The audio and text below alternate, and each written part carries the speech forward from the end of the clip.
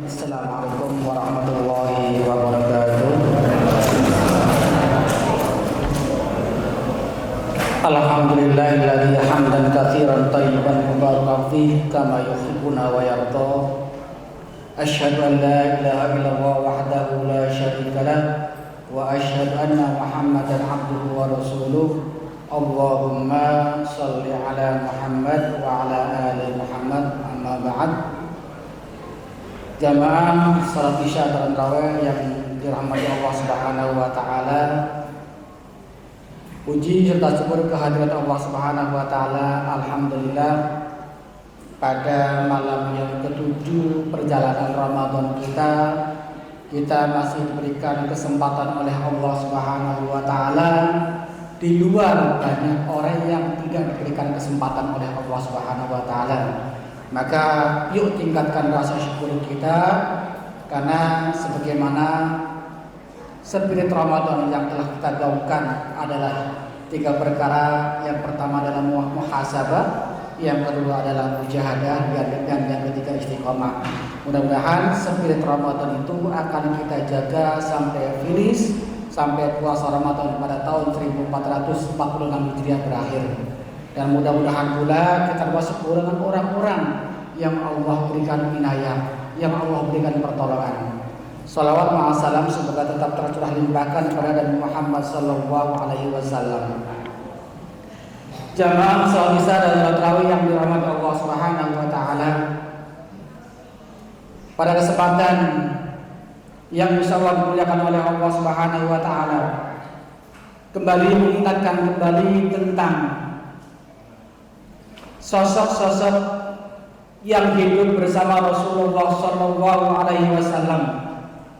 Kalau kemarin disampaikan oleh Al-Ustaz Rozi Fikri menyampaikan tentang sahabat Amr bin As dengan kecerdikannya, maka insyaallah pada malam hari ini kami akan coba mengenalkan kembali tentang salah satu sahabat Rasulullah sallallahu alaihi wasallam yang terbaik pula, yaitu Abu Dzar Al-Ghifari. Dalam Quran surat At-Taubah ayat 100 Allah mengingatkan, Allah berikan pernyataan wasabiqunal awwalun minal muhajirin wal ansar walladzina tabauhum bi ihsanin radhiyallahu anhum wa radu anhu wa a'adalahum jannatin tajri tahtaha al-anhar khalidina fiha abada dzalikal fawzul adzim. Allah menyatakan dalam Quran surat At-Taubah ayat 100 bahwa orang-orang yang terdahulu, yang pertama-tama masuk Islam dari golongan Ansar dan Muhajirin, dan orang-orang yang mengikuti mereka dengan baik, Allah ridho kepada mereka dan mereka berfirman kepada Allah Subhanahu wa taala, a'addallah, Allah akan menyiapkan surga yang di dalamnya mengalir sungai-sungai, khalidina fiha, mereka akan tinggal kekal di dalamnya, dzalikal fawzul adzim, dan itulah kemenangan yang besar. Maka dari itu kita tidak boleh jauh-jauh meniru panutan kita selain Nabi Muhammad sallallahu alaihi wasallam dan para sahabatnya. Karena Allah sudah mengatakan Nabi Muhammad wa ashabihi dan para sahabatnya adalah orang-orang yang terjamin. Mereka adalah orang-orang yang benar. Mereka adalah orang-orang yang lurus mengikuti jalan Allah Subhanahu wa taala. Salah satu di antaranya adalah Abu Dzar Al-Ghifari. Yuk kita sekedar mengenal Abu Dzar Al-Ghifari, atau dengan nama asli adalah Jundub bin Junadah bin Sufyan Al-Ghifari, yang lahir di kota Ghifar. Adalah sosok yang sungguh sangat luar biasa. Adalah mereka yang menggambarkan bagaimana seorang sahabat yang betul-betul zuhud, betul-betul mereka hendak meninggalkan dunia, tidak tertarik dengan dunia sedikit pun.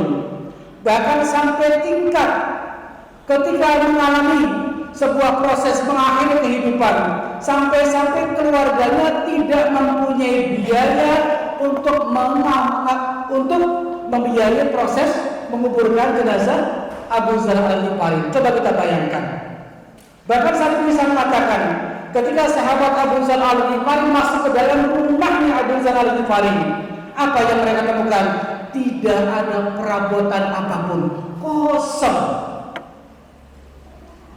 Coba kalau kita gambarkan dengan sekarang, kita yang sedikit-sedikit update perabotan apa yang kurang, diperbaharui lagi, apa yang kurang diperbaharui lagi. Tidak dengan Abu Dzar Al-Ghifari. Sampai-sampai sahabat bertanya, wahai Abu Dzar Al-Ghifari, kenapa engkau tidak mempunyai perabotan? Kata Abu Dzar Al-Ghifari, wahai sahabatku, perabotan saya kami simpan. Simpan di mana wahai Abu Dzar Al-Ghifari? Simpan di akhirat. Mereka benar-benar sudah tergambar dalam matanya bahwa sesungguhnya dunia adalah bukan tujuan mereka. Mereka tidak menginginkan kenikmatan dunia, tapi yang mereka inginkan adalah kenikmatan di akhirat. Untuk itu, sebagaimana sahabat yang istimewa di hadapan Rasulullah SAW, kami akan mengutip sebuah wasiat yang khusus disampaikan oleh Nabi Muhammad SAW kepada Abu Dzar Al-Ghifari. Di antara wasiat yang pertama adalah, karena Abu Dzar Al-Ghifari adalah orang yang terkenal dengan zuhudnya, sangat miskin sekali. Nabi Muhammad SAW memberikan pertama satu wasiat, wahai Abu Dzar Al-Ghifari, cintailah orang-orang yang miskin. Coba kita bayangkan, nasihat yang disampaikan pertama oleh Rasulullah SAW. Rasulullah mengatakan, wahai Abu Dzar Al-Ghifari, mencintai orang miskin dan selalu dekat dengan mereka. Itu wasiat Rasulullah SAW yang pertama yang disampaikan oleh Nabi Muhammad SAW.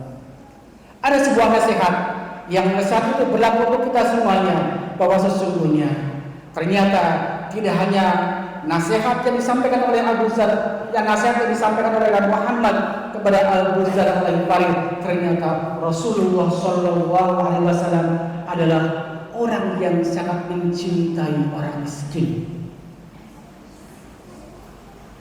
Karena sesungguhnya ketika orang-orang miskin yang beriman dan bertakwa di hadapan Allah Subhanahu wa taala, maka insya Allah nanti di jannahnya Allah akan sejajarkan antara Nabi Muhammad dengan orang-orang yang miskin. Untuk itu, marilah coba kita merubah bahwa kecintaan kita kepada saudara-saudara muslim kita bukan karena harta, bukan karena tahta, atau karena jabatan dan lain sebagainya, tapi kecintaan kita kepada Allah Subhanahu wa taala adalah karena kecintaan karena Allah Subhanahu wa taala. Kemudian yang kedua, nasihat yang disampaikan oleh Nabi Muhammad SAW kepada Abu Dzar Al-Ghifari yang kedua adalah melihat orang yang di bawah dan tidak melihat orang yang di atas. Ini menandakan menguatkan rasa sifat kezuhudan Abu Dzar Al-Ghifari ditekankan kembali oleh Nabi Muhammad SAW. Karena ketika kita memandang sebuah kenikmatan, kita memandang ke atas, maka yang terjadi kita adalah orang-orang yang senantiasa tidak mampu bersyukur kepada Allah Subhanahu wa taala. Tapi ketika kita memandang kenikmatan dan memandang yang ada di bawah kita, maka kita akan menjadi orang-orang yang senantiasa bersyukur dan memperbaharui dan senantiasa menjadikan kita sebagai orang-orang yang tidak pernah mengkufuri atas semua nikmat yang diberikan oleh Allah Subhanahu wa taala. Kemudian nasihat yang ketiga yang disampaikan Nabi Muhammad SAW adalah menyambung silaturahim walaupun aku ditinggalkan. Abu Dzar Al-Ghifari adalah salah satu sahabat Rasulullah SAW yang sangat kritis. Ketika ada sesuatu yang tidak cocok dengan Al-Quran dan hadis, siapapun mereka, hatta Ali bin Abi Thalib, Utsman bin Affan pun dikritik tegas oleh Abu Dzar Al-Ghifari. Suatu ketika Utsman bin Affan dikritik, wahai Utsman, dengan apa aku membangun singgasana yang begitu megah? Apakah menggunakan uang rakyat atau uang negara? Padahal sudah sedemikian teliti Utsman bin Affan menjadikan mengolah uang negara untuk kepentingan negara kembali. Tapi tetap dikritik, tetap diberikan peringatan oleh Abu Dzar Al-Ghifari. Ini menandakan bahwa kita sesama saudara muslim saling menasihati supaya selamat bersama-sama, supaya kita terhindar dari dasar api neraka. Jamaah salat isya tarawih yang dirahmati Allah Subhanahu wa taala. Kemudian nasihat berikutnya yang disampaikan oleh Nabi Muhammad SAW kepada Abu Dzar Al-Ghifari adalah berkatalah yang benar walaupun pahit, dan itulah yang benar-benar dilakukan oleh Abu Dzar Al-Ghifari. Mereka tidak akan pernah takut sedikit pun ketika menyampaikan kebenaran, sampai-sampai Abu Dzar Al-Ghifari dikucilkan oleh para sahabatnya karena begitu kritis. Tapi sifat yang demikian ternyata Allah tegaskan kembali, itu adalah sikap yang benar, bukan sikap yang salah. Sehingga suatu ketika karena saking kritisnya Abu Dzar Al-Ghifari dalam sebuah hadis, kemudian hidup menyingkir, pindah di tempat yang ramai, dipindah dari tempat yang bersama para sahabat yang lain. Mereka Abu Dzar Al-Ghifari lebih pindah di tempat yang tersembunyi, yang jarang ketemu dengan orang. Sampai-sampai Abu Dzar Al-Ghifari sampai mengatakan kepada keluarganya, biarkan aku mati di jalanan, biar nanti Allah yang mengurus lewat musafir-musafir yang melewati jalan ini. Dan ternyata benar, Abu Dzar Al-Ghifari meninggal dalam kesendirian.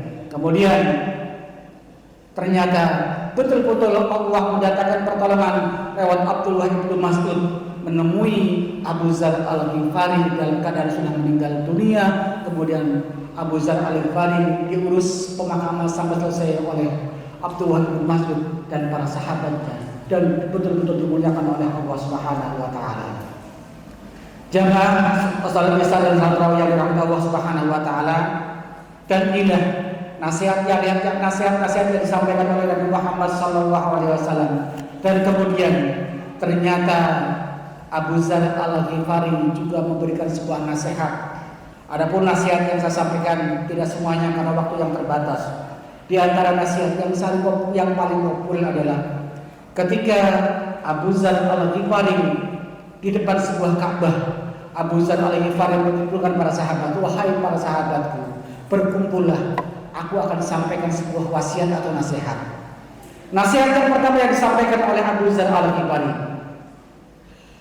ketahuilah, bukankah ketika orang melakukan sebuah perjalanan, mereka akan mempersiapkan bekal sebaik-baiknya.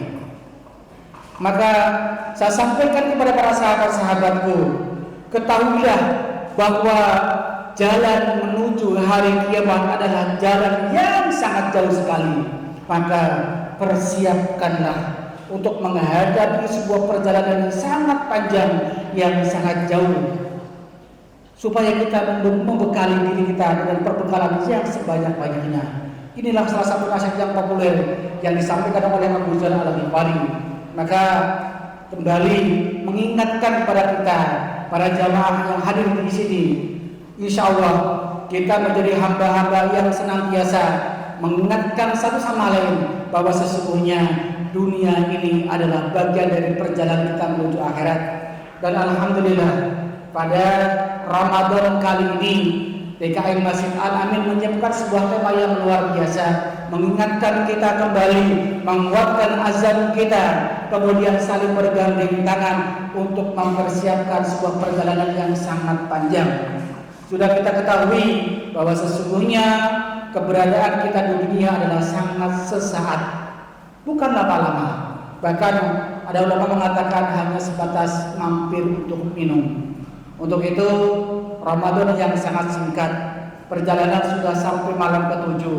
Mudah-mudahan kita adalah orang-orang yang pandai bermuhasabah dalam ibadah puasa ini. Kemudian kita adalah orang-orang yang senantiasa membekali mujahadah kita dalam menggapai ibadah-ibadah yang maksimal, dan yang tiga selalu istiqomah. Karena sesungguhnya perjalanan puasa yang 7 hari adalah menandakan kita belum tentu diterima amal ibadah kita. Tapi yang sudah pasti adalah selama perjalanan 7 hari adalah kita pasti makin mendekati masa kematian kita. Mudah-mudahan kita termasuk orang-orang yang Allah wafatkan dalam keadaan husnul khatimah. Demikian yang dapat kami sampaikan, semoga bermanfaat. Wassalamualaikum warahmatullahi wabarakatuh.